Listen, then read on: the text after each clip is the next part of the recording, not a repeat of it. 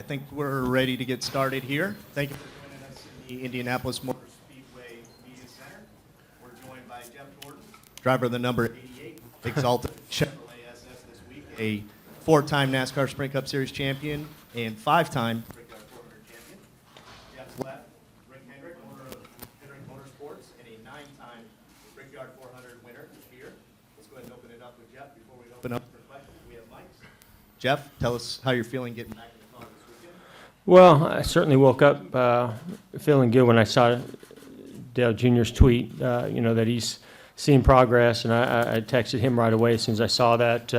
So that's great news, great way to start the day. And, I'm certainly a little overwhelmed with everything that's happened over the last week, but most of all, I'm proud to be able to be here and help his team out. This is his team, and what we want most is to have him healthy and strong for the long term. And today was a great sign of things to come for him, and for me. My goal is to come here and give this team the best effort that I can, and get them the best result, and hopefully a good one. All right, with that, let's go ahead and open it up for questions.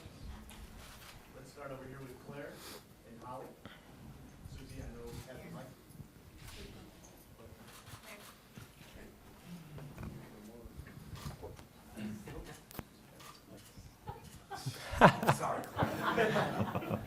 Thank you. Claire B. Lang, Sirius XM NASCAR Radio.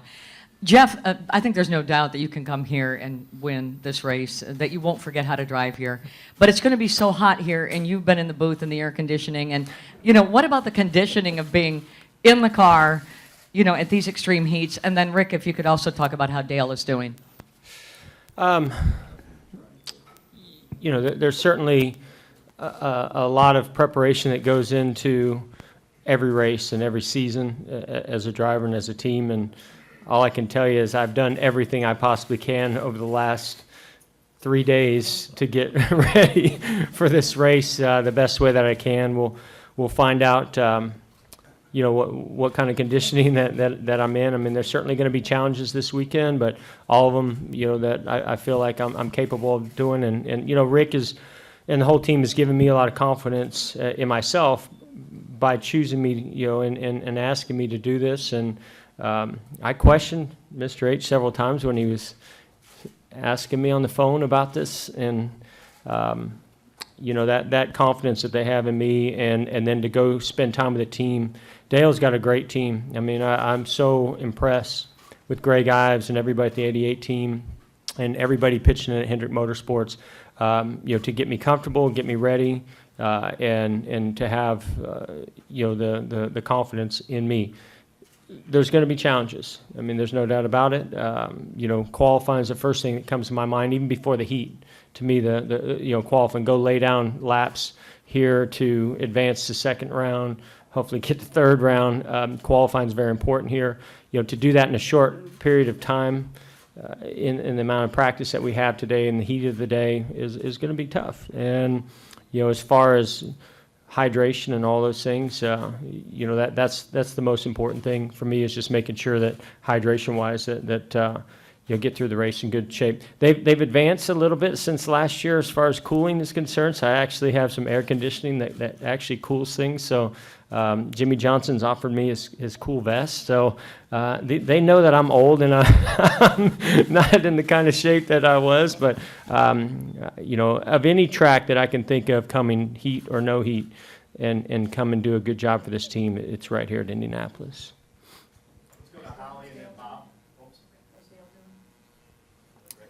Well, I think you saw the tweet this morning.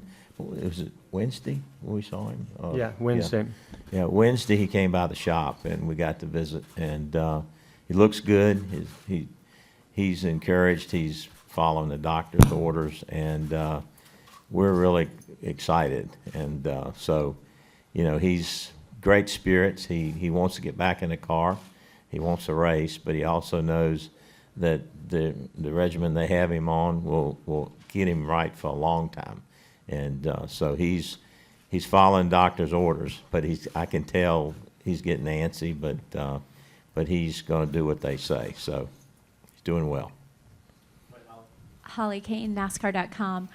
Jeff, if you could maybe talk about the decision to come back. Were you not on vacation or on your way back from France when a lot of this was going on? And what was Ingrid's response when you said, I think I'm going to get back in the car? Maybe if you could just share a little bit about the details of the decision and the approach by Mr. H to have you do this. If I could scroll through my phone and look at the texts that I've gotten from Rick that say, call me, I can tell you that you sit down when you call him on those instances. It hasn't happened a lot, but the times that it has, it's usually something pretty big. I was in the south of France at that time. I was, second day of our vacation. Ingrid and I had planned a vacation to go over there. And I get that text, and I looked at her and I said, oh boy, here we go. And so, I had no idea. And when Rick said to me, he said, are you coming to Indianapolis? And I said, yeah, I am. I'm coming on Saturday. He goes, well, you better bring your uniform.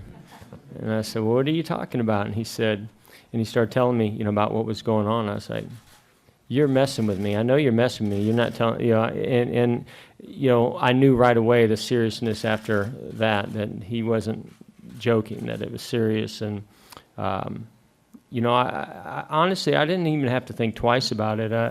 When Rick calls, he has that confidence in me and asks me to step up, and do something for the organization, whether it was drive or other responsibilities. The way he's been there for me, the way this team and organization has been there for me over the years, I didn't anticipate this. This is certainly the last thing I thought was going to happen. But when I knew it was Indianapolis, I didn't think twice about it. That I felt like, if there's one place that I was capable of doing it, it would be here. Bob, and then over here to Dustin, and then Michael. Bob Pockers, ESPN. Jeff, what good does this do for you? You ended your career in such a kind of incredible fashion there at Homestead. What's in it for you? And Yeah, I don't think I'm thinking of it that way, Bob. It's really just, looking at how my role and how I fit into Hendrick Motorsports and how it's played a role in my life over the years, and not just the partnership but the friendship that Rick and I have. He's never asked me for many things that I can contribute and help that weren't valid and weren't something that I was proud to be able to do. So really, this is just me helping out the organization, and I don't know. We'll see what happens on Sunday. If we're out there having fun and putting a good result together, I can tell you what's in it for me is to make that team proud and not let them down. And that's what I did as a race car driver, and it's what I do. With my kids, it's what I like to do in my involvement with Hendrick, and whether I'm in the booth or whatever I'm doing, I like to make people proud of the effort that I put into it. So, and I'm going to tell you, the last 2 days, I don't think I've ever put as much effort into preparing for a race and crammed in all that I have in the last 2 days. So, that process itself has been really interesting and exciting and fun, and has got me pretty fired up, to get in the car and feel what it's like to be in there. I was at the GM simulator yesterday morning. If we're racing simulators, I feel like I got a shot at winning this race. It went really well, but just seeing the team and their attitude and their effort and willingness to put me in there and feel good about it, that's motivating. Let's get over here to Dustin, come back to Michael, and then Jordan. Dustin Long, NBC Sports. You just talked a little bit about, and you've alluded to, just about the cramming session the last couple of days. Can you kind of detail that a little bit more, what you've had to go through? Obviously, you're working with people that you've not worked directly with in the past and in such a close relationship. How much homework goes into this? I mean, what your days have been like. And also, I know this is for this week and next week, and depends on situations, but how long are you prepared to do this? Is this a 2-week run in your mind, or is it more open-ended than that? Well, first, just walk you through a little bit so I got back from France on Tuesday. I landed in New York. Mr. Hendrick was kind enough to have a plane there waiting for me to bring me to Charlotte. I landed in Charlotte, drove straight to the shop, and spent the evening with the team they had already put the seat in and the steering wheel and had been working with, the 24 team that had access to all this, the seat and the liner. And luckily we've archived and kept a lot of these things. So, really this is basically my seat from Homestead, probably my steering wheel as well. And then, so I spent the evening, and it was really close. There was just a couple little minor tweaks, and I came back the next morning to the shop and started that process. I had to get a physical.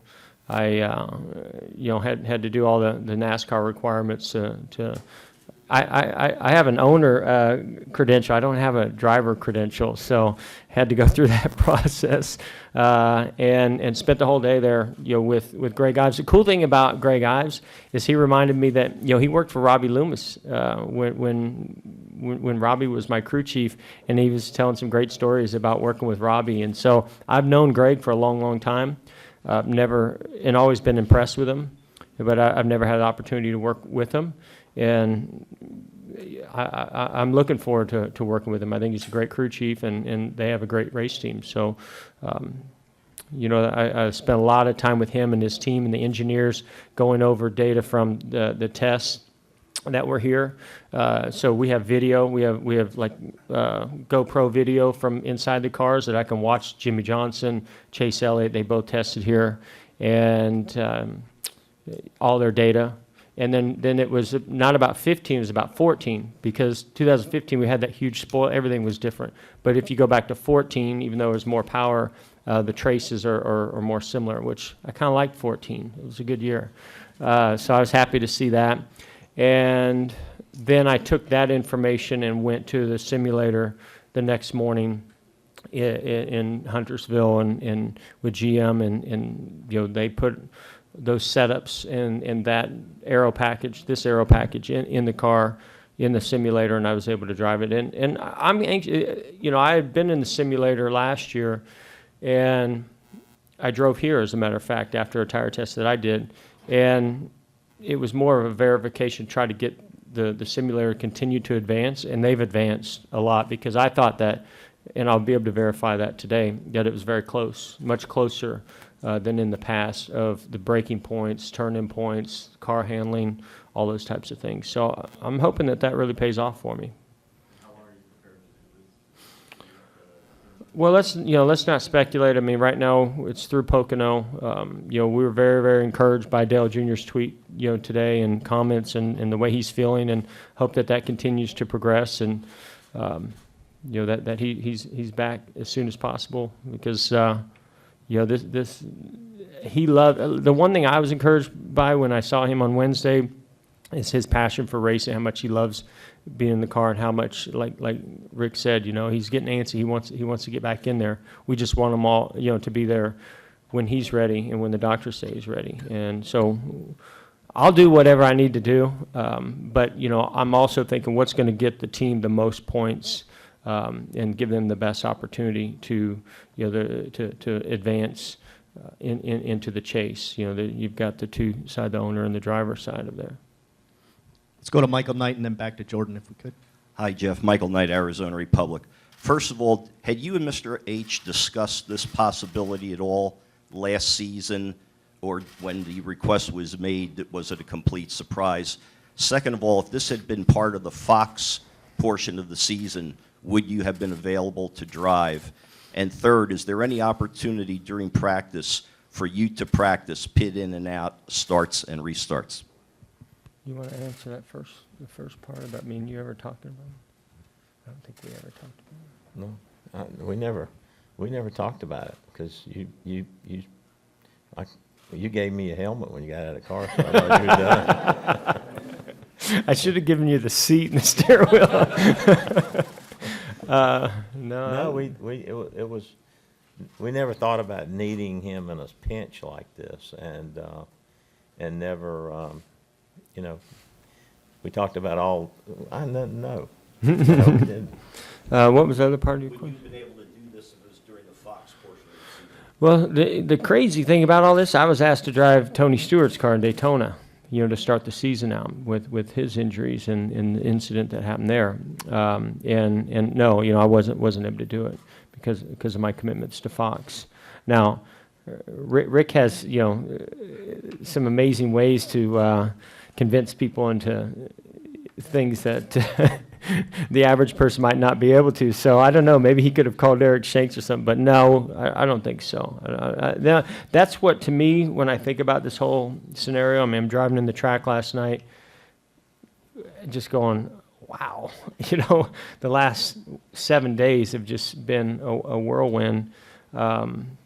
And the fact that it's Indianapolis, I don't know. It's kind of hard for me to really wrap my brain around it right now. Will you have any chance at practice, to practice pit in and out? Oh yeah, yeah. What I'll do is pretty much every time I go out and make a run, I'll hit pit road hard, because that's the other thing is the digital dash. I've never run with the digital dash before. We didn't have it in the car last year. For me, some of the Hendrick cars did, but I did not, because we were wanting to stick with what we had all season long to go to Homestead. So that's new, and that's one of the things I've been playing around with while I was getting fitted in the car is the placement of all the gauges and things that are on the digital dash. So I've got to work on that pit road lighting system. They've worked out the bugs, so it's going to make it easier. So I'll hit pit road, do my downshifts and get down to pit road speed, carry pit road speed, and then when Greg is ready, he's going to tell me where I can come in and stop in a box, and just kind of get a feel for how the car stops. And the biggest thing is going to the 88 stall, not the 24 stall. 23 years I went to that 24 stall. So we've already talked about the processes of assuring that doesn't happen. Thank you. Mm-hmm. Jordan, and then John right next to him, please. Jordan Bianchi, SB Nation. Jeff, talking about the 24 stall and everything, is it going to be a little weird climbing into a car without the 24? And after you readily agreed to fill in, was there a little bit of hesitation afterwards saying, do I really want to get myself into this again, or were you gung-ho? Well, I mean, first of all, there's so many strange scenarios that play out in this situation. I mean, I'm going to be racing against the 24 car out there. I mean, none of us anticipated this happening. So you can't plan. You don't know how you're going to react to it. And to me, once I get behind the wheel and I'm inside the car, I don't know what's on the outside of that car. It's a race car. And I'm going to be focused on driving, not focused on anything else. But when I'm standing outside of it and I'm looking, at the 88 car and Dale Earnhardt Jr.'s name over the door, it's certainly a unique situation that I don't know how that's going to impact me. But mostly I'm just thinking about Dale Jr. and what he's going through and how tough this has been on him and this team, to have drivers getting in and out of the car. They want him back and we want him back. And, I'm just going to be focused on doing my job the best I can and hopefully walk away from this experience with them in a good place and where I can hold my head up high about the job that I did. Let's do John and then Lee. Thanks. I'm John Oryovitz with ESPN.com. Jeff, you spent the first half of the year in the media immersed in that. Does that give you a greater appreciation for how important special stories like this are, not just to the media, but for tracks like Indianapolis and Pocono and the fans and NASCAR itself? Certainly. Yeah, absolutely. I mean, we're looking for big stories, because you know that when they come along, it creates a lot of buzz and interest and gives you a lot to talk about. So I'm sure the folks at NBC are going to have plenty to talk about here on Sunday. There's no doubt that I have a greater appreciation for that, but hard for me to think about that right now. I'm really just thinking more about what the job at hand is. Lee Spencer, and then right behind you to Marty. Lee Spencer, Motorsport.com. For Rick, given everything that you've been through in racing and personally how your life has revolved around racing, have you been able to offer any perspective to Junior as far as, kind of a one day at a time type of philosophy moving forward? Yeah, a situation, Dale and I had talked earlier about, multiple years beyond next year. And after I was involved when he went to the doctor, and then the doctors really took over. And then it's been, I'm there, we text back and forth, and then I got to see him face to face. But I care about him as a friend and someone that means a lot to me, and I want him to be healthy and right when he gets in the car, and that's what the doctors are going to dictate that. But the news has been really good, and the tweet this morning was really good, and he looks good, he's sharp, and so I'm excited about him getting him back, and but I've just tried to leave him alone, and but then he will text me. I don't tweet, so he's got to text. He's got to text me. But really enjoyed spending time with him Wednesday, and he misses this. He misses his team. He came to see his team. He saw the guys, and it really lifted them. I think between Jeff agreeing to drive the car and Junior walking in the shop, the team's really excited. I mean, those Jeff's situation with our company, everybody there knows him, and when some unknown person's going to get in the car, or clearly not any one of the talent that Jeff has here at Indy, and so that excites the team. But more than anything, when he walked in that building, it just lifted everybody up. So we're really excited. Everybody is there for Junior, and his health is number one priority, and but we feel good about where we are right now. Let's go to Marty and then Nate. Marty Smith, ESPN. Good morning, guys. For both of you, please, what are your impressions of the evolution of driver awareness of their personal health? I mean, there's the great stories, and we all champion, Ricky Rudd taped his eyeballs open. All that kind of stuff. That's gone. That's extinct. How has that evolved even during your career, Jeff? I mean, you had back issues. You wouldn't get out of the seat. So how hard is it for a driver to make that decision? And what does it say about Dale, both of you, that he made this decision himself to seek out the doctors and be proactive? Yeah, I mean, I that's one of the things that immediately stood out to me was how proud I was of Dale, to seek out those doctors, to recognize, and he's somewhat been through something similar to this, in the past, and he set a great example then, and I think he's setting a great example now, because if he didn't seek out those doctors, then I don't know if he'd known exactly what was going on. And now he's much clearer on that, and I think it's going to benefit him long term, not just as a person, but as a race car driver as well. So very proud of him for doing that. That sets an amazing example to others. Every scenario is different. It's different when you're dealing with things that have to do with your brain, versus a finger, or an arm, or a foot, or whatever. I mean, I think every athlete and every race car driver drives with certain symptoms that they feel like they can manage, that are related to something, concussion-like symptoms, or per se. And I think that whether it's back or an illness, you push through a lot of things, but there becomes that moment where okay, this is not something that is worth pushing, and you only hope that others moving forward will say, hey, Dale Jr. was able to make this decision, so can I. You think they will, because he did? I hope they will. I hope they will. I mean, I'd like to think that today, in today's world, that they would make that choice. I mean, you have to know your own body. So if you're recognizing things that are happening that aren't normal, that are affecting you in your day-to-day life or in the race car, you have to take some responsibility in this as well. And then you need to turn that over to the doctors to let them make the right decisions for you, because stepping into that doctor's office is the first step. The next step is paying attention to professionals that understand those kinds of conditions. And so I certainly would hope more, if they're dealing with things like that, would do that.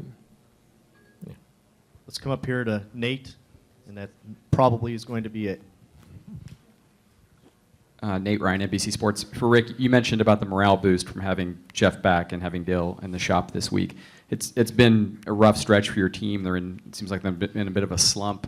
How difficult is it to have all this going on while you're trying to catch the competition on the track? And do you know where you're behind? And can Jeff coming in, he gives great feedback, I know. Can he maybe help evaluate where your team can improve? Yeah, it seems like when it rains, it pours. We had, I think Daytona, we wrecked 3 or 4 cars, everything. And then we went to Kentucky, wrecked again. So, we were in good shape in New Hampshire, wrecked again. So, I've been doing this long enough that you can't stay on top forever.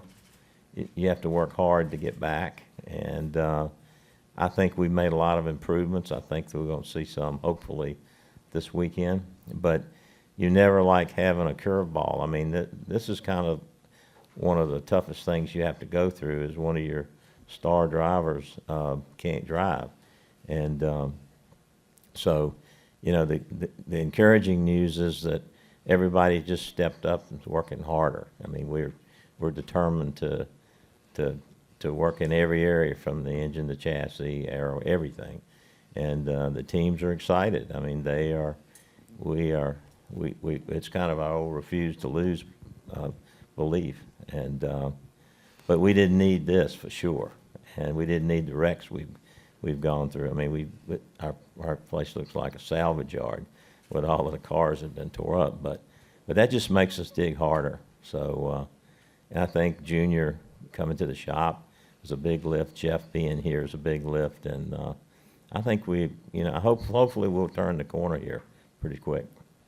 If I may just add, to me, when Hendrick Motorsports is dominating this series, that highly motivates your competition, and they go to work. And sometimes you get torn down while you're getting your butt kicked, but you start to find a way to get yourself better than you were before and hopefully get yourself in position. And resources and the type of people that Hendrick Motorsports has, that's sort of what's happening to us right now, is that we're being highly motivated by other organizations and teams that are out there that are getting great results.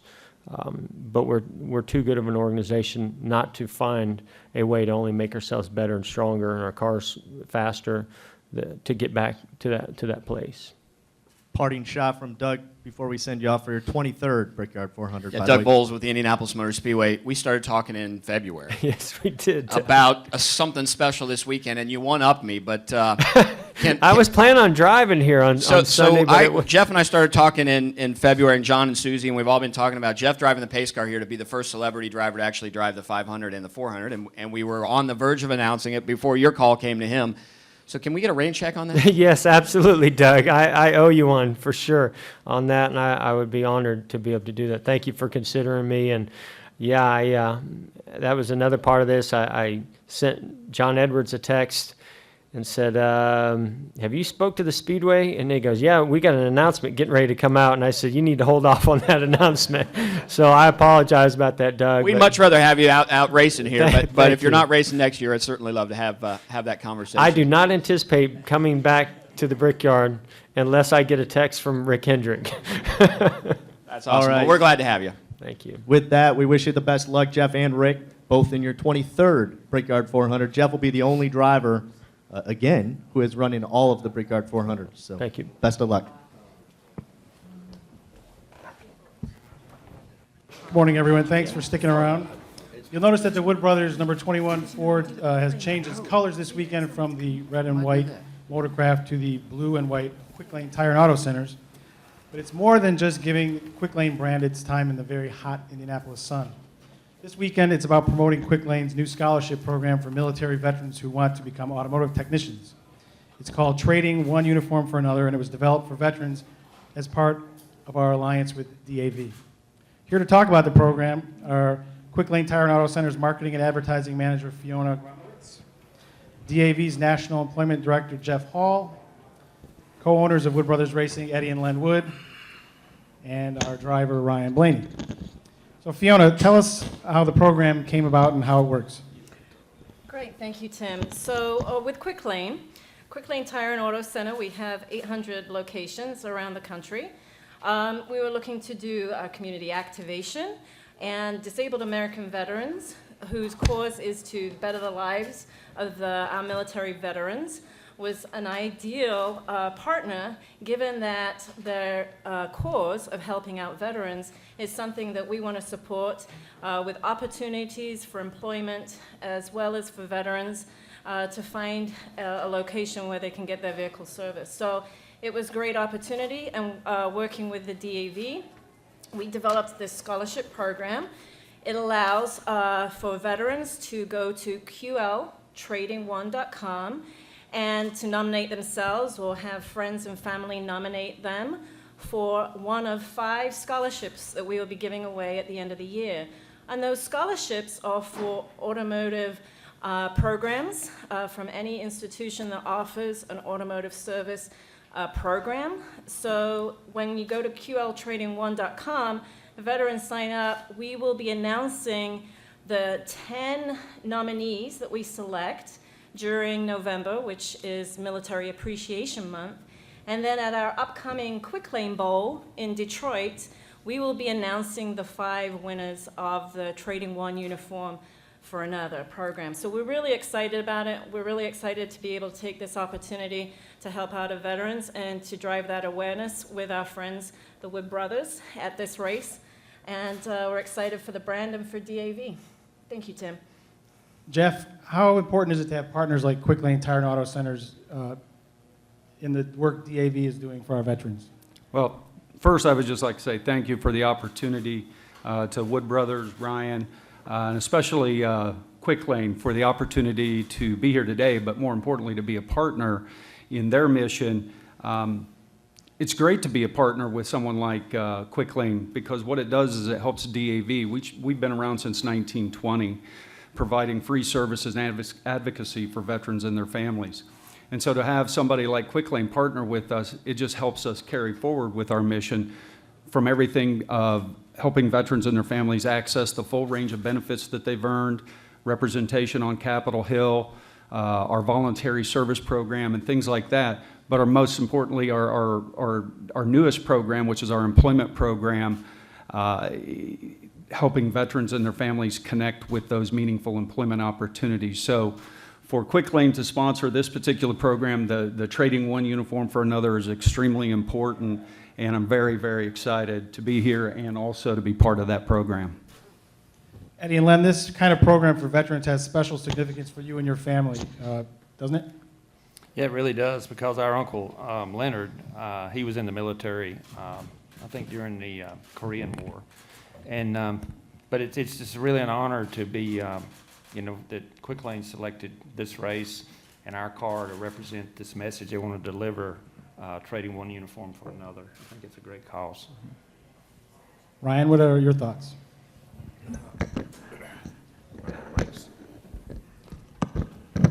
Well, it's neat to be a part of something so special. I'm privileged to just drive the 21 car, and then we have great partners like Quick Lane that want to do stuff like this and help out the veterans, and who's given us the opportunity to even be a part of NASCAR. And it's great the activation that they're doing to help them out and give them careers after they get back, and that's something that's the least we can do to try to give back to them for what they've done for us. So it's just great to be part of some great companies like Quick Lane and the DAV to be part of it. So it's just really special to be here. Sure. Any questions? Kenny Bruce with NASCAR.com. For a program like this, typically how many applications or submissions would you guys anticipate receiving to be involved in the program? Well, we'd love to get as many as we can, but we anticipate we'll get around 200 to 300 applications for it. The more opportunities that we can give those who have served and be able to give them these $10,000 scholarships, I think then we feel like we're doing the right thing. Anyone else? I was wanted to ask, would rather go back quite a ways. Back then, there were a lot of the drivers that were veterans, less today, but how is that working with you? Well, like you said, we go back a ways. And a lot of the Hall of Famers that are in the NASCAR Hall of Fame were veterans. Like my uncle, Leonard, it's one that comes to mind. Dale Inman with Richard Petty's group. One of the drivers that comes to mind is Herb Thomas. There's a lot of them in there, without looking at the list. But yeah, a lot of those guys were racing before they served, and they went and served, and when they got out of the service, they went back to racing, which is the age difference. Kids are starting so young now, and then they weren't that young. They were just getting started in their early to mid 20s. But it's NASCAR and the veterans kind of go hand in hand, because if you'll notice, every week NASCAR does a tremendous job, saluting veterans, and they do it every week, and they bring people in that have been injured and things like that. So they got a lot of programs. Any other questions? All right, well, thank you, Fiona, Jeff, Eddie, Len, Ryan. Thank you all for your attention, and don't forget the website, www.qltrading1one.com. Thank you. All right, we're going to continue with our media availabilities for the Crown Royal presents the Combat Wounded Coalition 400 at the Brickyard, which will air live on NBCSN on Sunday at 3 p.m. Eastern Time. We are now joined by the 2015 winner of the race, Kyle Busch, from the number 18 Skittles Toyota. Kyle, it was his first win at Indy, was also the first win at Indy for Toyota. On top of that, he also won the Lilly Diabetes 250 last year in the NASCAR Xfinity Series. Kyle, talk a little bit about returning as the reigning champion of this race here at Indy. It's pretty cool. I get a good chance to come out here and hopefully have an opportunity to defend our Brickyard 400 victory of last year, and look forward to being able to do that again in the Skittles colors and hopefully take Toyota to victory lane here for the second time. But, overall, we've had a good season. We've had good speed in our race cars. Joe Gibbs Racing has been really fast, so there's a good opportunity for any of our teammates to win. It's just a matter of being able to put all the pieces together for our car and make sure the 18 is as fast as we can make it. All right, we're going to take some questions for Kyle now. Please state your name and affiliation when you get the mic. We'll start in the middle with Jonathan and go right in front of him. Jonathan Merriman, NASCAR.com. Kyle, last year, both of these races, Xfinity Series and Cup Series, were very hot. It's going to be even hotter this weekend. You found out the hard way, I guess, in the Xfinity Series about just how hot it can be in those cars. Are you taking any extra precautions this weekend to keep yourself cool, to keep yourself hydrated throughout the weekend? No, nothing different than what I've been able to do in the past. Last year it was certainly very, very hot, and it was hot again at Michigan earlier this year, and I had requested that the Xfinity Series look at adding some NACAs, getting some air into the cockpit for the drivers, and they did that for us. So, we'll see how that turns out. Hopefully it's better, and at least it'll kind of start moving some air around a little bit. It's not going to be air conditioning by any means, so we'll take the best of what we can get and go from there. So the Cup race wasn't too bad on Sunday. They already had those precautions in place on the Cup cars, but felt like that the steps could be taken to better suit us for Saturday, and they've done that. Yeah, how do you compare this track to the rest of them in the series? This track here's one of the most challenging ones, I'd say. Certainly there's a lot of challenging ones, but Indy being as fast as it is for as flat as it is, it makes it hard for these stock cars to go around here at the speeds that we do. So, going down these straightaways, they're kind of narrow, and getting into the corners, which are kind of narrow, they're one groove corners, and being able to, really work the draft or the aerodynamics of the cars down the straightaways and being able to get yourself positioned through the corners well enough to make a pass on somebody is a huge task and is a huge ordeal. So, it's not always easy, but, some guys are certainly better at doing that than others, and this place is a tough place to pass at, so you've got to be good in all respects. How do you compare yourself to that? How do I compare myself? I don't know. I feel like I've kind of figured this place out over the last few years and have gotten a lot better than what I was years past. Years past, I'd struggle at finishing, 8th to 15th each week, each time here. And the last few years, I feel like we've definitely been either the class of the field, or if not, definitely top 5 in each time. All right, we're going to go to Claire, and then Nate and Woody. Claire Beeline, Sirius XM NASCAR Radio. We were just in here with a news conference with Jeff Gordon. He steps back into the car. Some of the things he talked about, the digital dash, he hasn't experienced. He went to the Chevy simulator. He said if it was a sim race, he could probably win it, but it's not. He talked about, I asked him about the heat. He's been out of the conditioning of being in a car for a year, and he's borrowing Jimmie Johnson's cool vest. You had been out of a car and back in. He's been out for a while. What do you think his biggest challenge will be? Even though he's a champion, we know he can step in the car and race. What are your thoughts about what the challenges would be to step in? I just think the weekenders, the guys that have done it each and every single weekend for this year already, it takes you a few weeks to get back into the rhythm of things and into the game of things. It did for me. I missed 11 weeks last year, and it took probably about 4 or 5 weeks to kind of get back into the rhythm of things and figuring it all out, and just getting focused on becoming being a race car driver again. So the heat is certainly going to be a huge thing probably for Jeff. Again, just not being conditioned for the heat and used to the heat of what it's been, and we've had a couple hot races already this year. So it feels we definitely get more experience at that and more opportunity to feel that each week that we're in it. How much does the simulator help? I don't think the simulator does anything. I've spent of the last 5 years, I've probably spent 6 hours on that thing. So it doesn't do much for me. And him being able to win a sim race, I doubt that. Joey Logano is the biggest cheater on the sim there is. So and the reason why I don't do sim stuff anymore is Joey Logano. We went and did a test at Sonoma, and he was 1 second faster than I was on the simulator at Sonoma. And then we showed up to go to the race, and I was 3/4 of a second faster than him in real life. So to me, that's a 1 3/4 difference. It means absolutely nothing. So I do not do sim. All right, we're going to go to Nate, and then to Woody and back up front.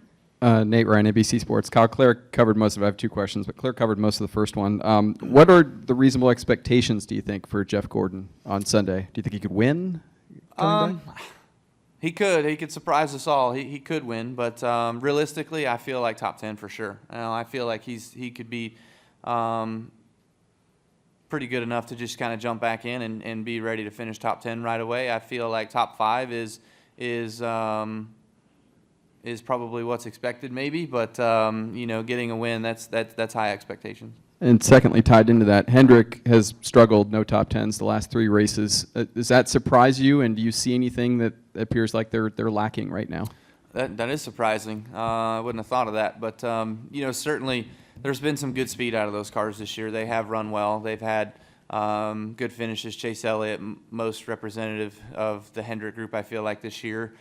For whatever reason, but he's done a really good job. He had a crash at Kentucky after being really fast, but I don't think there's any reason to be worried yet. Those guys certainly do know how to turn it on when they need to turn it on, and that's probably going to be here in a couple weeks.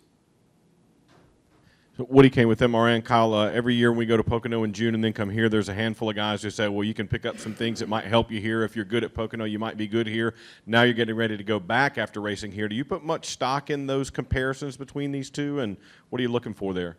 A little bit. Not too much, though. This place here has the diamond grind, and then obviously Indy was old asphalt years ago. Now it's new asphalt relatively from just a few years ago being paved. So it does have that sense of it's a 2.5 mile flat oval that, you have some of the same characteristics, but honestly, we've kind of learned a little bit over the years of what does work at Indy does not work at Pocono and vice versa, so you can't really take some of those same things back and forth. Go ahead in front. Kyle, Chris Hagan here, Fox Indianapolis. You've been so successful in everything you've gotten into, and here in town, people always want to talk about getting you into an Indy 500. You've even expressed interest in that. Is that something that you could just say, hey, I want to do this, and people would line up to help you, or is that something that would take a lot of planning more so than just deciding to do it like a month before? Yeah, you definitely can't do it a month before for sure. That there's got to be planning involved, and you've got to be ahead of the curve. And probably this is about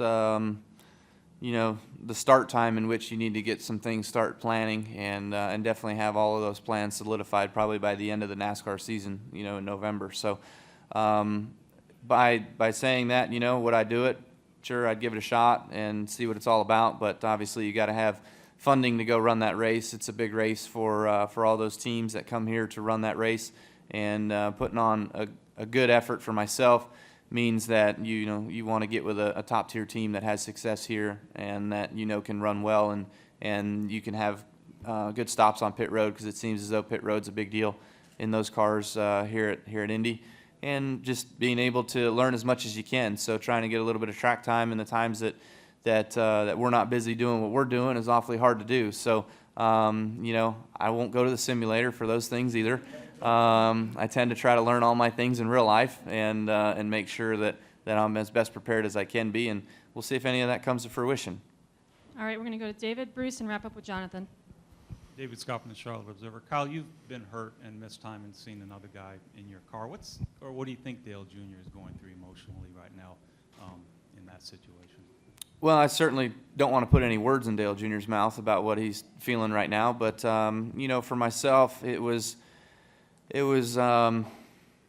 hard for me to handle. You definitely don't want to see someone else driving your race car, but on the other hand, you want to help as much as you can. When David Reagan was in there, he'd call me each week, and we'd talk about different things to expect and things to talk with Adam about, or to make sure that you were focusing on in practice to make sure you were better for the race and all that sort of stuff. And he came over to my house a couple times during my recovery and whatnot, and we talked about it in person too. So it's mine was a little bit more in depth, I guess, because I knew I was going to be out for a longer time. Where Junior, we don't know when his return will be, but I suspect it'll be sooner than 11 weeks. So I just hope that he's doing the best that he can do. And obviously, I heard a little bit of the news of what he said earlier today, so that's good. And hope he's back sooner than later. Bruce Martin with Speed Sport and Autosport. When you won here last year, how big of a relief was it for you to get a victory here? Yeah, last year's win here was huge. It was a big relief. It felt good to finally get one of the big three sort of out of the way, and being able to win, the Brickyard 400 was awesome. So I'd love to be able to, now that you taste it once, you want to be able to do it again. So, but there's a lot of other guys out there that certainly want to be able to do it as well. And, again, my teammates all are really strong. None of them have won the Brickyard 400 yet. So I'm sure that they're going to be just as hungry as I am to repeat. And, it's going to be fun to see. But really right now, I'd probably look at it as there's 12, maybe 15 guys that legitimately have a good chance of winning here on Sunday. We're going to wrap up with Jonathan before we go into a special presentation. Jonathan Merriman, NASCAR.com. Kyle, do you go back and look at 2014 notes since we did run the larger spoiler and the Wickers here last year, and how do you expect these cars to handle? Yeah, I remember a little bit of that. I didn't go back to last year's notes yet. I typically do that, more so for the race and seeing how the race kind of played out, but I remember a lot of it.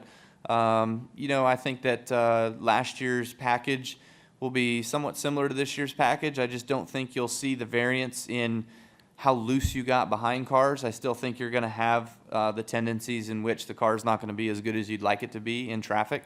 But I feel like the separation between by yourself and in traffic will be less than last year. So it should be a little bit easier for the drivers to tackle. The lower downforce package should make it, and the heat should make it where the speeds are lower than what they were last year, or relatively the same maybe. But, I think the greatest difference will be how much speed we'll have down the straightaway with the lower spoilers, and then how much slowing down we will have to do for the corners. So there's going to be a bit more brake usage for sure. All right, thanks. And now we are going to bring up a couple of special guests for a presentation to Kyle. Ken Keltner and Lindsay Rickhart from Herff Jones. We'll also be joined by Doug Bowles from Indianapolis Motor Speedway. They are going to present Kyle with the rings from his 2015 sweep here at Indianapolis Motor Speedway.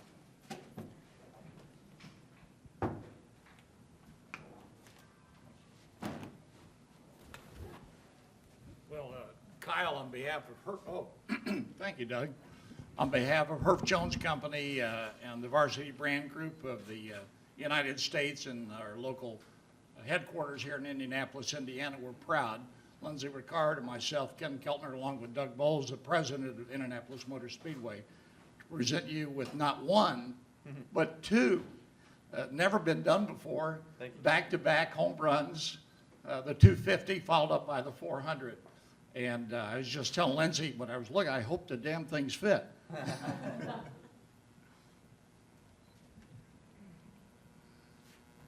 Here's the 250. Okay, cool. All right. Yeah.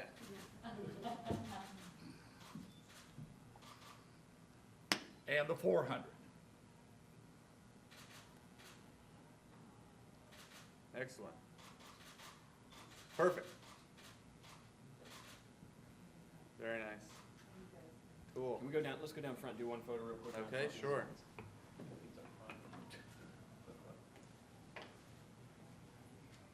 I'm Kevin Woods from Roush Fenway Racing. We know it's a very busy day. We appreciate you guys coming in here for a second.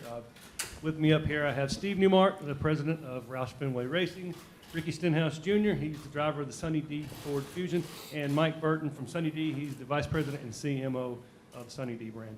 So, as many of you know, we entered into a partnership this year with Sunny D. It's a very creative, fun brand. We've had a lot of fun activating around it. We feel like it's one of the best looking race cars on the track this weekend here at Indy.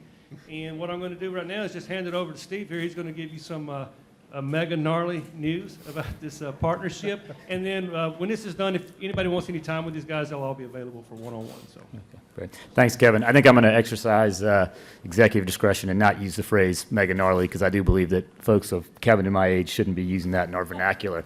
But I'm real thrilled to be here to make an announcement that Roush Fenway and Sunny D have signed a multi-year extension to continue to partner together for Sunny D to be one of our primary partners on the number 17 with Ricky Stenhouse. And as Kevin mentioned, Sunny D came on board this season and has been unbelievable in how they've been engaged and activating with the NASCAR fan base. They've brought a dedication and a commitment that I think has been great for our sport and has really engaged a lot of our fans. So I want to express my gratitude to Mike and Sunny D for showing their commitment and dedication to Roush Fenway, and we look forward to several more years together.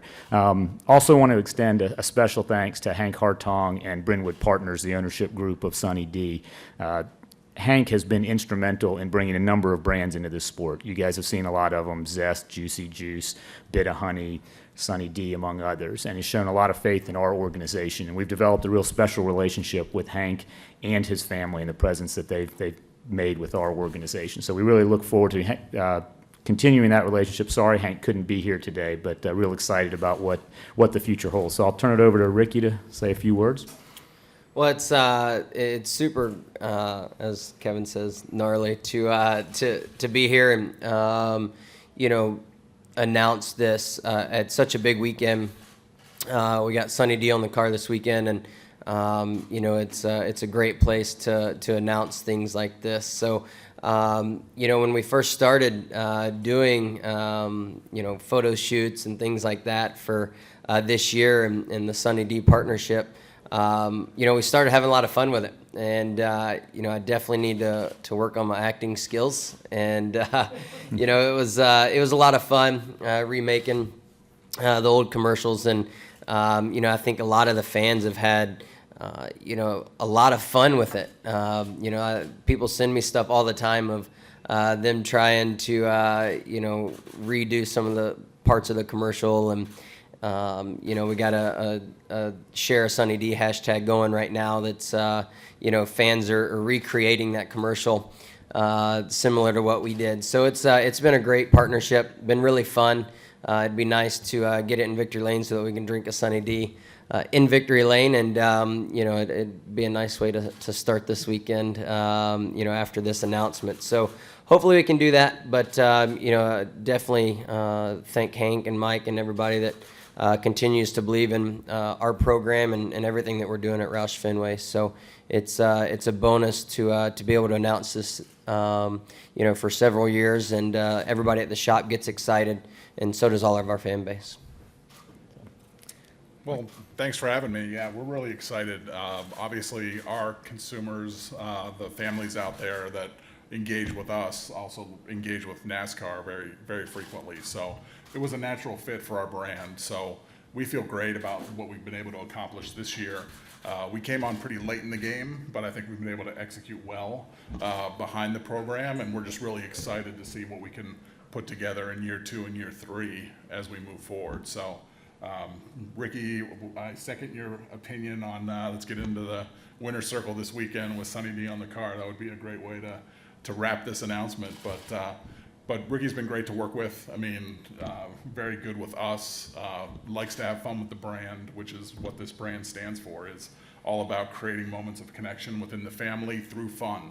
And being able to demonstrate that and bring that to the NASCAR audience is something that we feel we've done a pretty good job already, and we're going to do an even better job moving forward. So thanks for the partnership as well with Roush. You know, it's been a really productive relationship for us, and that's why we signed the extension. All right, thanks, everybody. It's a really hot day out there. Grab you a nice cold Sunny D. There's no purple stuff in that cooler at all. Great. Thank you. Oh, how we're going to do? We'll continue our driver media availabilities for Sunday's Crown Royal presents the Combat Wounded Coalition 400 at the Brickyard. We're joined now by the driver of the number 31 Grainger Chevrolet for Richard Childress Racing, Ryan Newman. Ryan, you started from the pole, won here in 2013. You've had a pretty solid run here lately of good finishes. What are your thoughts heading into Sunday's race? It's just a great opportunity. Look forward to being back home again in Indiana and having the opportunity to race for that Brickyard trophy and kiss those bricks. So it's hot, and it'll probably be something we talk about on Sunday for sure, from what I've been told. But nevertheless, it's the same for everybody. So this is a sport where only the strong survive. The strongest have the best chance to get to victory lane, and we'll see how strong we are. We'll take questions now. We'll go first to Claire B. Lang.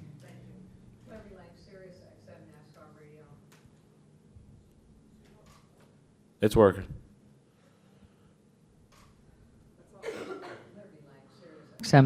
Claire B. Lang, I told you it's working. Yeah, It's I think just it's delayed. the battery in and out.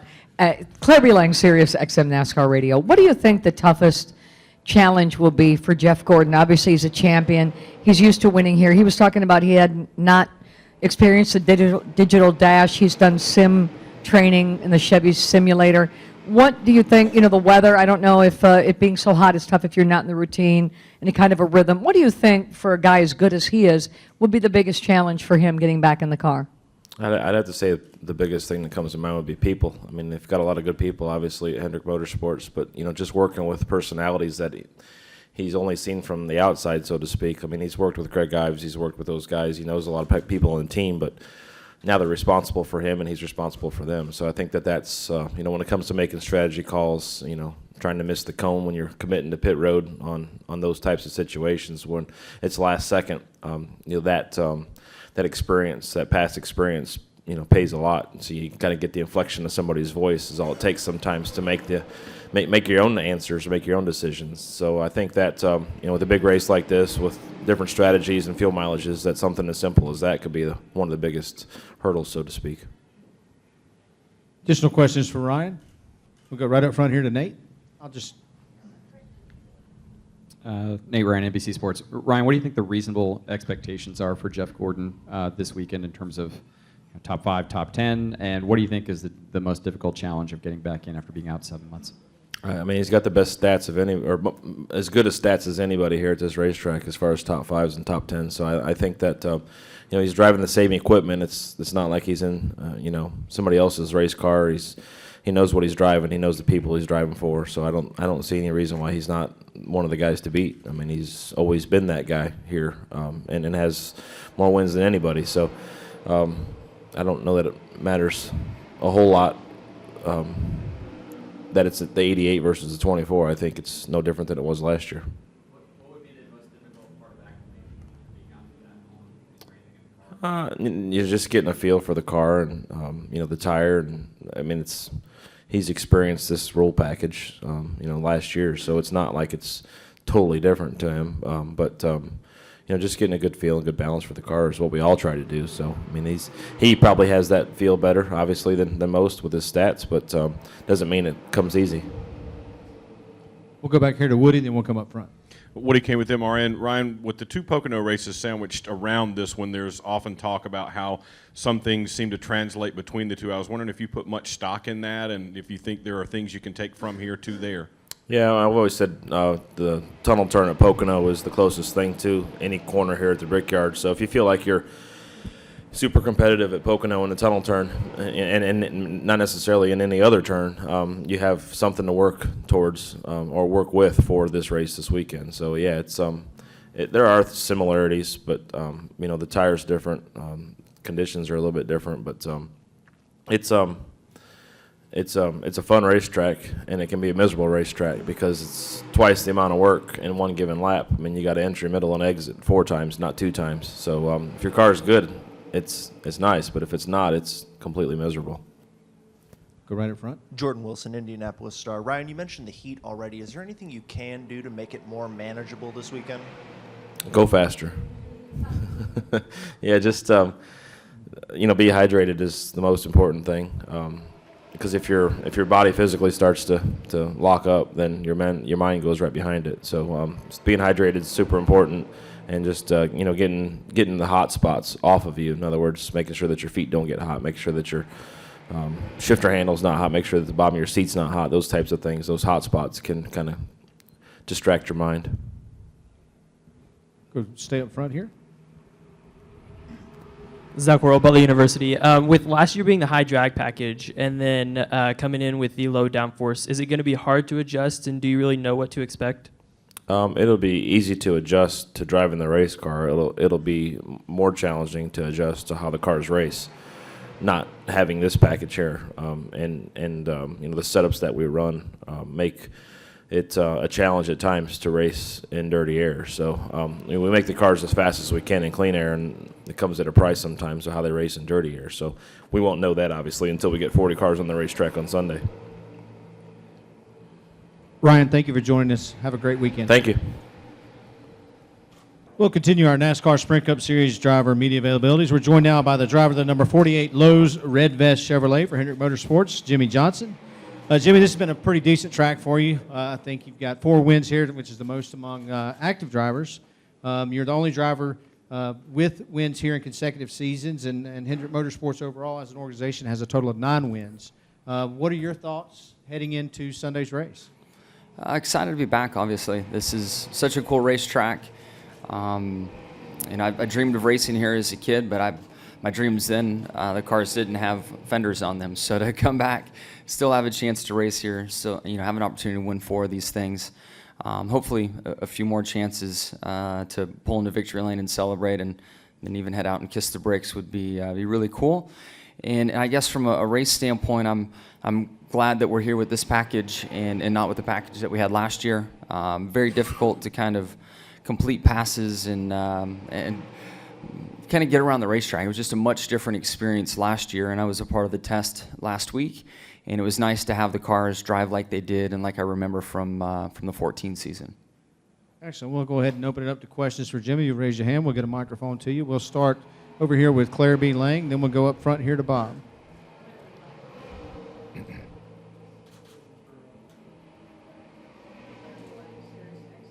Our radio. I think we're on now. Claire B. Lang, Sirius XM NASCAR Radio. Jeff Gordon was in here talking about he hasn't done the digital dash. He went to the Chevy simulator. There are a lot of things he feels good about. The team is great. What do you think his biggest challenge will be getting back into a car at this track? He's a champion. He knows how to do it here. We got that part of it. What will be the hardest part, do you think? I guess the people part for me. He has so many laps in a race car and so many laps here. The dash, they can move it and change it however they would like. Once the excitement kind of being on the track for the first time goes away and the butterflies subside, he'll be out there and do just fine. So I don't see it being difficult for him. Sure, maybe a little rusty to get started, but once he gets in the flow of things, his last interaction with a crew chief was with Alan. I think it's his first time really working with Greg. So I think it's more people related, leading to what he ultimately wants to do, which is win here. I think he's going to have a great experience. He's going to be fast. He's going to be competitive, all of that. But to really find that last little bit, I think, is more in relationships and building those relationships in a hurry. We're going to go up front here to Bob, then we'll go to Jordan. Bob Parker's ESPN. Kind of building on that, you won Daytona 500s with a crew chief, with a kind of an interim crew chief. Yeah. So, I mean, is this any different than working with a crew chief or with somebody when your crew chief's been suspended for him? Yeah, I think it is, and largely because the group is together, working together, and then somebody's pulled out. For Jeff, he has been away from this side of the garage area. He's been out of the race car. He doesn't know these crew guys, and as we all know, the relationships that exist between driver, crew chief, and engineers is really where the speed lies. So I do think it is a different situation. It's not impossible to pull off, but it is different than what I've personally experienced. We're going to go to Jordan, and then we'll go up front over here. Jordan Bianchi, SBNation.com. Jimmie, when did you find out that Jeff was coming back, and how involved in this process have you been? Honestly, I haven't been all that involved. Mr. Hendrick contacted me and let me know that I'd see something soon, and Jeff would be in the car, which they thought would just be at Indy. I guess it's really when I was told that Alex was going to be in the car, so the Thursday before New Hampshire. And then, if needed, Jeff would be in the car, and then honestly, the release I saw the other day said that Jeff would be in the car in Pocono too. So things are moving very quick, and in today's world, there's very little time between a decision and a press release or a decision in the media. So if Junior and Jeff and those guys, it really exists, inside the 88 and with those individuals, and I haven't been a big part of it.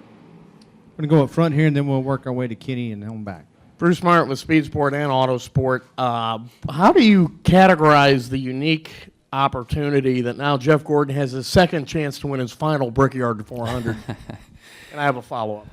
Yeah, he didn't close the door. He said if the right opportunity came along, he'd get back in. But then at the same time, he wasn't like Mark Martin where he thought he wanted to stop and then couldn't, So special opportunities, I think we'll see him, and I think it's great for our sport. It's great for Hendrick Motorsports. The responsibilities Jeff is developing outside of the race car. This is a great connection point to see what the drivers at Hendrick have been talking about, the aero package, our power curves, the way the cars drive, all that stuff. So this is a very good opportunity for us in a lot of ways, and certainly for Jeff, as an individual, to try to win a sixth.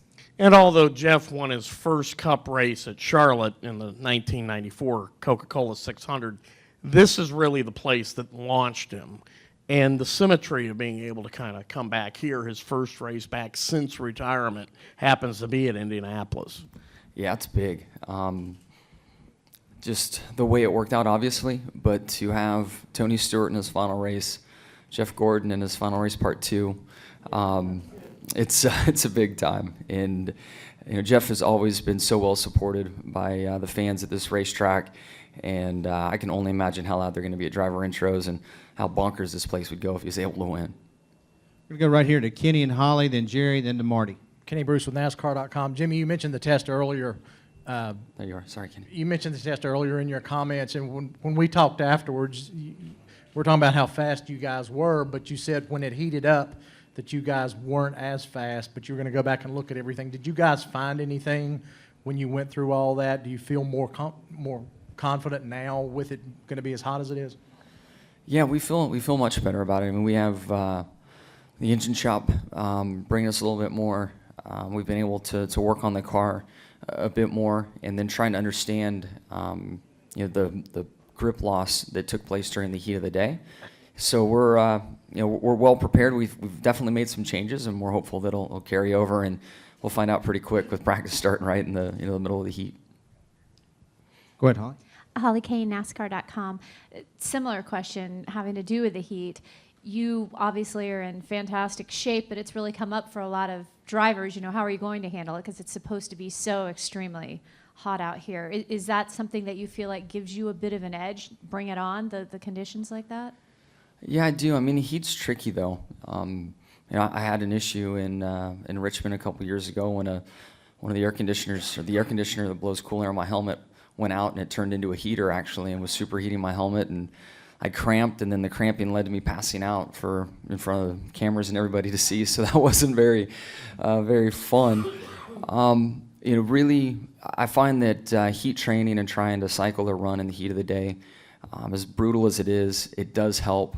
It helps me mentally try to win that battle. And then also it helps me understand from a nutrition and hydration standpoint what I need to do to function so that I don't cramp. But it is a very delicate thing. Some people are more sensitive to heat than others. And I truthfully have always been that way in my career, even from back in my motocross days.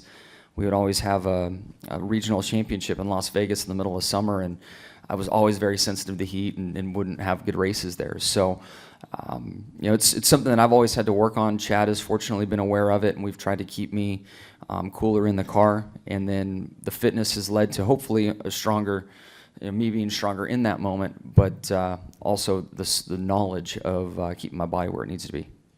We'll go to Jerry, then Marty, and then we'll come up to the front left. Jerry Jordan, former Space Network and Kicking the Tires. Real quick, have you talked to Dale Jr. at all? And also, what's the opinion of the irony of Gordon sitting in an Earnhardt car, given the fan rivalries through the years? I haven't thought about that aspect of it. I did talk to Jeff, and I said, man, at least you're going to be in a familiar-looking race car, different number and all, but AXALTA on the side. And then that is one of the rare phone calls I've had in the last month. I mean, everybody texts now, so Junior and I have texted often. We've even texted with Amy a few times, just checking on her and how she sees things through her eyes. And they're doing well, and we all saw the tweet this morning from Junior, so it's kind of a day-by-day thing for him, and to read those encouraging 140 characters, it was pretty neat to see. So hopefully he's healing quick. Go ahead, Marty. Marty Smith, ESPN. Johnson, you might have addressed this last week, so forgive me if you did. I wasn't there. When it was announced that Junior wasn't going to race, you responded saying it's just not going to be the same. It won't be the same without you there. I wonder, what impact does he have on Hendrick Motorsports that we don't see? Yeah, that's a great question. I mean, his... for starters, we all look for different things in our race cars. Hadn't spent a lot of time with Alex before, but there's certain characteristics that I can apply from Junior's feel and from his setup to my car, and right away I felt like, man, I don't know if I'm going to be able to do that now. I won't have him in the team meeting. I won't be able to really get in his brain and understand why that shock works or why that truck arm location worked, whatever it might be. So that part was missing, and then our friendship and respect for one another, has just grown over the years, and I just enjoy being around him. And at times it can be a little quiet in our truck, and it's fun to head next door and climb in the truck and just shoot the breeze with him. He definitely keeps things lighthearted and fun, and has amazing wit, which we've all seen. So, it was different leading into the weekend and Friday and stuff. But once we got in the car on Sunday, and I had a chance to be around Alex, I thought he did an amazing job filling in for the race team, and an unfortunate situation with the tire going down and him crashing. But you learn people, and I've really enjoyed having him as a teammate and miss him. Can't wait for him to get back. We're going to go to your left to Phil, and then we'll finish up with Dustin up here on the right. Philip B. Wilson, IMS.com. I know Hendrick Motorsports has had a little bit of a rough patch here recently, but what does it mean to come here, a place you've obviously done well and the team has historically done well? We love big events. That's one thing about Hendrick Motorsports. We look at the 500, the 400, all big races as an opportunity, and are excited for it. And I guess last week's kind of a good example of some of the difficulties we've had. I mean, we had competitive cars all running the top 11, and in one corner we lose 2 of them. So it's been tough, but I think we have a good foundation to build from. We have respectable finishes in our cars, but no one wants to be be a decent finisher, respectable finisher. We all want to dominate, and we're working real hard and on all fronts, from our engine shop, chassis shop, aero, teams, pit stops, all of it. We're all highly inspired to get back on top of the mountain as we feel that we should be at Hendrick Motorsports. So I guess we're tired of looking through the silver lining and saying, hey, we did have 4 in the top 11 with 30 to go before a crash happened. So and I've lost a bunch of cars here recently. I've been in the wall a bunch. So we got to quit that. I slid through my pits last week, running near the top 10, and had to start 25th or something. I got back to 13th. So just got to clean it up on all fronts, and hopefully we have it all together here and can win. Jimmie, we'll go over here to your right to Nate. Nate Ryan, NBC Sports. Jimmie, kind of related to that, Ray Evernham said this week that it might be good to get Jeff back in one of your cars because of the input he can give to your engineering staff. Do you agree that he might provide like a fresh perspective to help you guys improve? Or? Yeah, I totally agree. I mean, we're months in, and I feel like all the drivers have expressed where we could be stronger and what we might need, but a fresh set of eyes and I guess it is kind of biased, but versus the 4 drivers, an unbiased evaluation of the car and where we stack up, how the engine feels compared to others.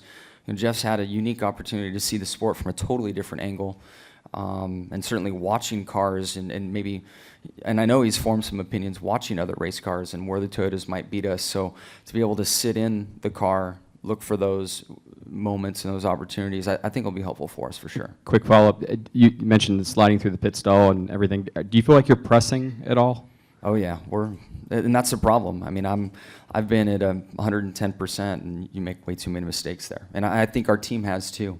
So that's one thing we need, that we have recognized and are going to really try to dial back and make sure that we run where we should. If we have a 5th place car that week, let's be sure to at least finish 5th. Maybe there's some opportunities to give us a chance to win, but stop making mistakes. And I got to do that first and foremost. Jimmie, thank you for joining us. Good luck this weekend. Cool. Thank you. And we'll wrap up our NASCAR Sprint Cup Series driver media availabilities with the driver of the number 14 Mobil 1 Chevy Summer Sell Down Chevrolet for Stewart Haas Racing, Tony Stewart. Tony, you've talked before about your emotional investment in this place. How awesome would it be to get your 3rd win in this race on Sunday and what may be your last Sprint Cup Series race here? It'd be all right, I guess. No big deal. No, it'd be cool, obviously. There's marquee events on the schedule each year, and this is one of them for everybody. The whole series wants to win here, but definitely want to win here myself too. So it'd be pretty cool. Excellent. We'll open it up for questions now. If you'll raise your hand, we'll get a microphone to you. We'll start over here with Brant. Brant James, USA Today Sports. How many friends and family do you have here this weekend? And although it's early, how good a job have you guys done being able to sort of minimize distractions and just sort of let you get I've ready done a for great this? job because I have no clue how many friends and family are here this weekend. It was not my responsibility to get them all here, so I don't know how many of them are here. I'll see them after the race is over, but I'm going to work here in a minute, and that's all I care about doing for 3 days. We'll go to your left over here to Claire B. Lane. Claire B. Lang, Sirius XM NASCAR Radio. Jeff Gordon was saying he hasn't done the digital dash yet. He went to the Chevy simulator. He's doing everything he can to get ready, just even the credentials to get in. He was an owner, not a driver. What do you think the toughest part will be for him, and what would be the expectations? He's a champion. He knows this place, but some things have changed. What do you think will be toughest? Nothing for him. And I say that because he can handle all this. The digital dash is a non-event for him. If you were at Bristol or Martinsville or something, it would be a little tougher, but you got long straightaways here. He's been in the simulator. He's got the information. He knows where it's at on the dash now, and he's got plenty of time on each straightaway to find what he's looking for. So it won't be any problems for him. And I can promise you, getting back in the car, it'll be like he never got out of a car. He'll be fine. We'll come back over here to your right to Jordan.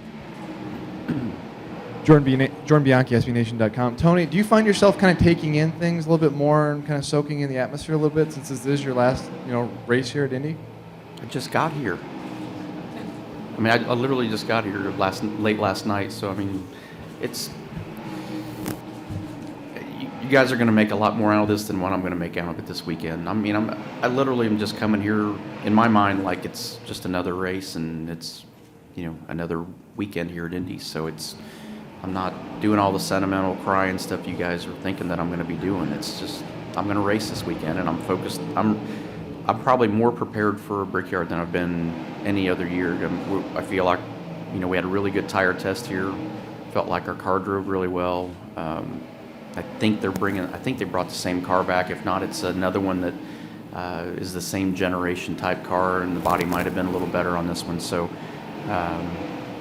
you know, that's honestly all. I mean, you guys can ask me all you want about how I'm feeling, thinking, whatever. You're wasting my time and your time, because all I care about is driving that race car right now, and it's probably the most focused I've been getting ready for a race. And it's not amped up or anything like that. I'm just really relaxed and focused and feel good going into it, and that's the way I need to do it.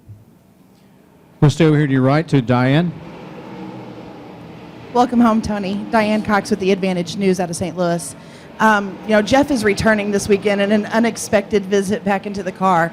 It was a contingency plan that Rick and Jeff said earlier that they hadn't discussed during the retirement season. Is that something that Gene and you have maybe discussed as maybe a future contingency plan if that situation arose?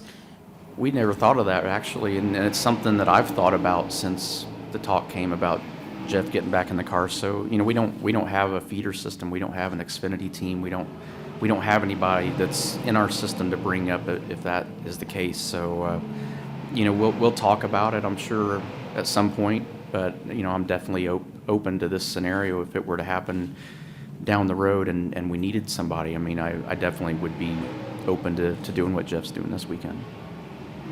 We'll stay on the right to Dustin, then we're going to go over here to the left side. Dustin Long, NBC Sports. Have you seen your helmet for this weekend yet? Haven't been to the car yet, bud. Going there straight from here, bud. I'll see it soon. Okay, all right, I was just I've heard it's really cool. I mean, I actually got a text this week from the painter, and he doesn't text me each week and tell me what he's painting, but he was really excited about what I think about this helmet, so I know it's something special. Would you have plans to keep this, or I know you talked about trading helmets. Would this be one that you would? Yeah, I don't know what it looks like, but I'm keeping this one just because it's my last race here, so it's not going anywhere. We're going to go to your left now to Bruce, and then we'll go to Lee Spencer. Bruce Martin with Speed Sport and Autosport. Your big win at Sonoma, has that helped you focus coming here, being more relaxed? I think it definitely started the process, but I think it actually started at Pocono when we got running better at Pocono, and then Michigan was better after that. So I think that was kind of the start of it, and then the win kind of just continued that momentum with it. We're going to stay to your left to Lee, and then we'll go over here to Kenny and then Marty. Lee Spencer, Motorsport.com. This week you're a track owner, today you're a driver, you know, you're a team owner all the time. Have you even begun to think of perhaps what your legacy might be 40 years from now? I know we're doing a lot of stuff, but I don't think I've really sat down and thought about it in the big picture. I mean, I like what I'm doing. I mean, I'm probably busier than I ever thought or dreamed I would ever be, and involved in more things than I thought I'd ever be involved in. But I like what I'm doing. I'm enjoying it. As far as thinking what the legacy part of it will be, I really don't know. But, you know, at the end of the day, I'm just having fun doing what I'm doing right now. We go back here to Kenny Bruce, then Marty. Kenny Bruce with NASCAR.com. Tony, earlier this morning when Jeff was in here, there was mention that he'd been approached to be in your car in Daytona earlier this year while you were out. Were you aware of that situation? If so, how much input did you have into that? I wasn't, but that would have been awesome. That probably would have been one of the coolest things to happen this season if that happened. I'd have been all for it.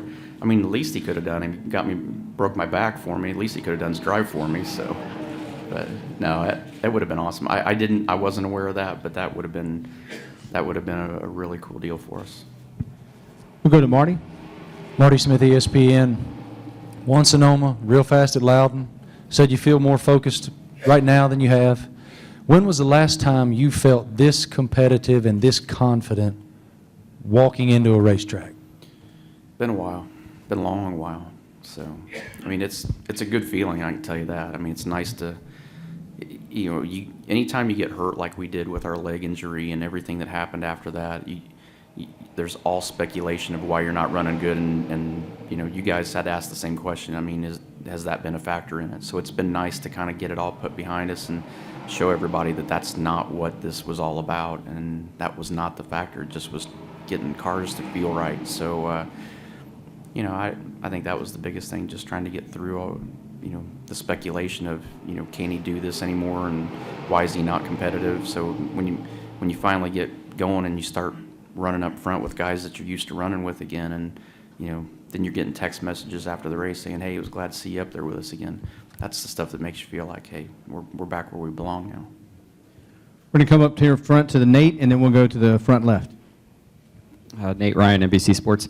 Tony, another good race at Eldora. I know the crowd was up from last year. A couple of years ago, you told us you were openly lobbying for Xfinity or Sprint Cup race there. Has the ship sailed on that, or is the success of that race maybe still giving you some positive hopes that maybe there could be a dirt race in the future somewhere? I've not really lobbied for it, but I mean, I'm more than willing to.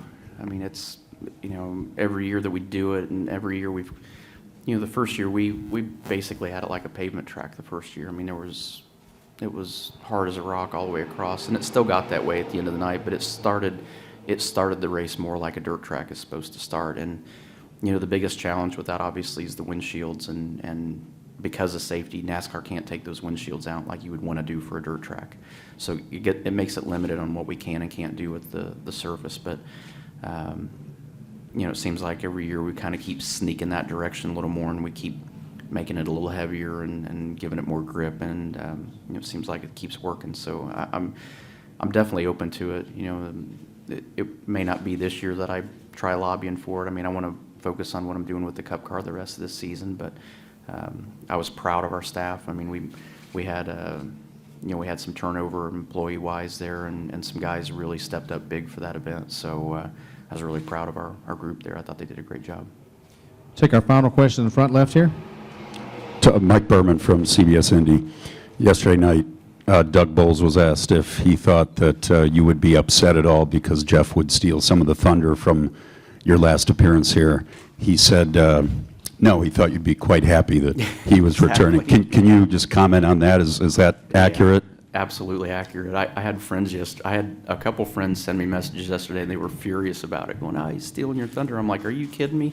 Jeff Gordon's doing me the biggest favor anybody could possibly do this weekend for me. So I'm just glad he's back, to be perfectly honest. I mean, I'm sad that Dale Jr.'s not here, but if Dale can't be here and we know why, and we respect why he's not here, I couldn't be happier about the one guy that is here in his place, and I'm glad I get to race with him one more time.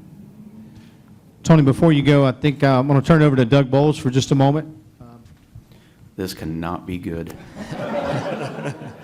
Is it an invoice for something? No. And this is not a going away present, because we talked about, we want you to win. And when I was asked that question yesterday about Jeff, I said, Tony's going to be happy because it's one less question he's got to answer this weekend, and somebody else will be taking all that while you can worry about winning your last Brickyard. But we did this for Elio too. So this has nothing to do with you leaving. It has to do with the fact that we changed our entire catch fence, so brand new catch fence at the racetrack. But you and Elio did something unique. All the drivers here, you climbed it. So what we did is we went back in our archives, looked at the photos, and we took the section that you and Elio, were different sections, had climbed. And we wanted to make sure that we presented you with your own piece of fence from the old speedway that you climbed when you won your races here. And hopefully you can do it on the new one. If you do it on the new one, I'll take the new fence down and give you some of that too. So thank you for all you've done for us and all you did for that fence. And hopefully you'll enjoy that. And as I told you before, I got a whole roll sitting out back if you want it for the farm. I can take it to either my ranch down in Columbus, or I can take it to Eldora and use it. So that'd be awesome. Cool. I appreciate that. Thanks for everything you've done for this sport. This place obviously is special to me, and this is really cool. So I don't know exactly where this is going to go, but it'll go somewhere really, really special. I appreciate that. Cool. Thanks, buddy. Tony, thanks a lot. Good luck this weekend.